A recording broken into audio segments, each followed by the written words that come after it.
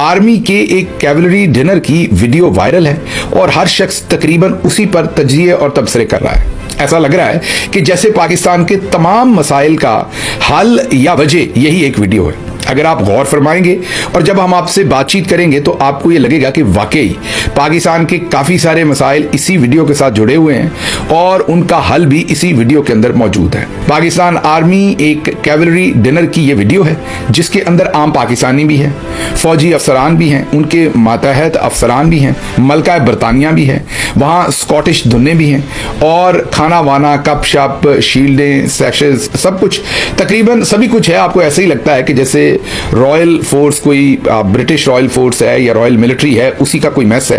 ये सब कुछ क्या है, ऐसा क्यों है, क्या ये सिर्फ मिलिट्री में है? जनरल बाजवा को इमरान खान के शलवार कमीज पर क्यों इतनी प्रॉब्लम थी, वो भी शायद आपको इसी वीडियो के अंदर नजर आएगी कि जनरल बाजवा और उनकी बेगम को इमरान खान का शलवार कमीज पहनना क्यों इतना बुरा लगता था। उसका जवाब भी शायद आपको इसी वीडियो में से नजर आ जाएगा। तो सबसे पहले आपको एक वीडियो दिखाते हैं। वाइल मैं बात कर रहा हूं तो साथ साथ ये वीडियो चलती है। ये आर्मी का कैवलरी डिनर है और रात के मेरे ख्याल खाने की ये वीडियो है और ये वायरल हो गई है। व्हाट्सएप ग्रुप्स में भी है, इस वक्त ये ट्विटर पर भी है, फेसबुक पर भी है। इसके अंदर इसकी थोड़ी सी आपको आवाज़ भी सुनवाते हैं। पहले ज़रा एक दफ़ा वीडियो सुन लें, देख लें, फिर मैं थोड़ा सा इस पर तज्जिया करता हूँ। देखिए ज़रा।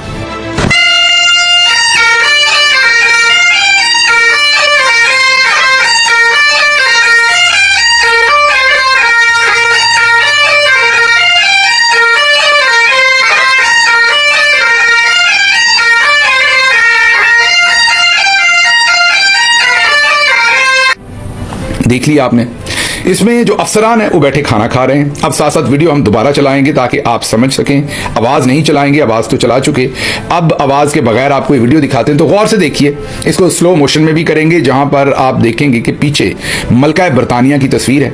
ऐसा नहीं है कि इसमें कायदे आज़म रहमतुल्लाह अलैह की तस्वीर नहीं है, उनकी भी तस्वीर है। खामखा गलत क्रिटिसिज्म नहीं करना चाहिए, जो बात दुरुस्त है वो दुरुस्त है। कई लोग कहते नहीं कायदे आज़म रहमतुल्लाह अलैह की यहाँ तस्वीर गायब है। गायब नहीं है, कमरे में बिल्कुल लगी हुई है, लेकिन मलका बरतानिया की तस्वीर भी यहाँ पर लगी हुई है।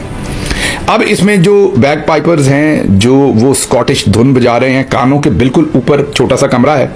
अब जहाँ पर ऐसे म्यूज़िक बजाए जाते थे वो बड़े बड़े हॉल होते थे, वहाँ पर जाहिर है आवाज़ आपके कान के इतने करीब नहीं बजती थी, उसका कोई आवाज़ का जो स्ट्रेंथ थी या उसकी जो इंटेंसिटी थी वो थोड़ी कम होती थी। ये छोटा कमरा है, उसमें वो बैग पाइपर आपके ऊपर ऊपर फिर रहा है, इतनी ज़ोर से वो जो है वो म्यूज़िक बजा रहा है और वो मुझे नहीं पता कि आपके कान फट रहे हैं या नहीं फट रहे हैं या क्या हो रहा है, लेकिन आप क्योंकि फंसे हुए हैं जेंट्री में, आपको ये बताया गया है कि आप ये करेंगे तो बहुत मोतबर लगेंगे, इसलिए आप ये सारी हरकतें कर रहे हैं। अब जरा हमारे फौजी अफसरान की वर्दी देखें, आपको ऐसे ही लगता है कि ये कोई स्कॉटिश रॉयल आर्मी है या ब्रिटिश रॉयल आर्मी है।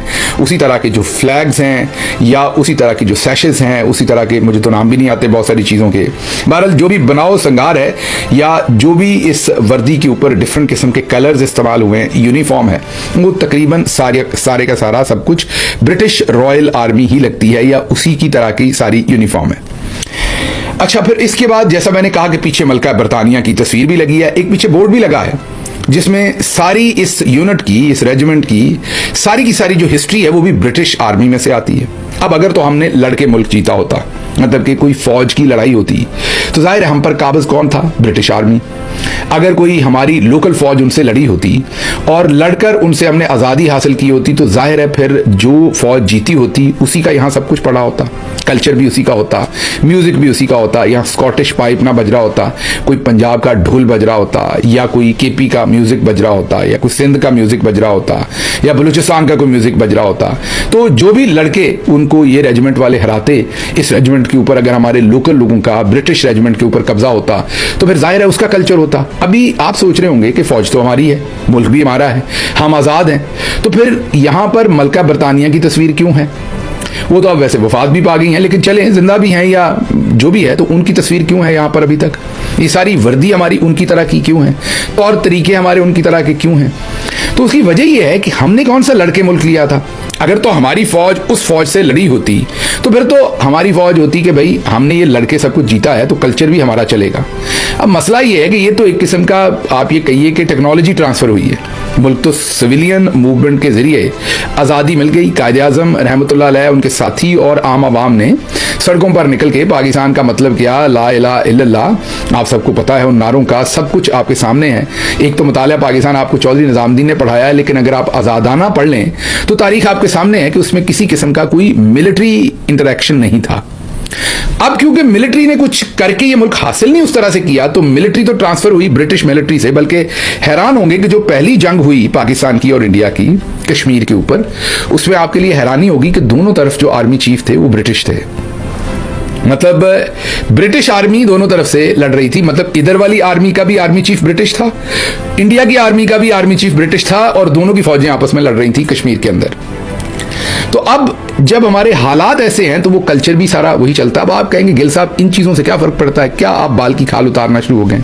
आगे चल के बताता हूँ इन चीज़ों से क्या फ़र्क पड़ता है। पहले ज़रा मैं कह दूं कि आपको लगेगा ये बुग्ज़ है आपका मिलिट्री के साथ, सिर्फ आप ये बात कर रहे हैं। नहीं, ऐसा नहीं है।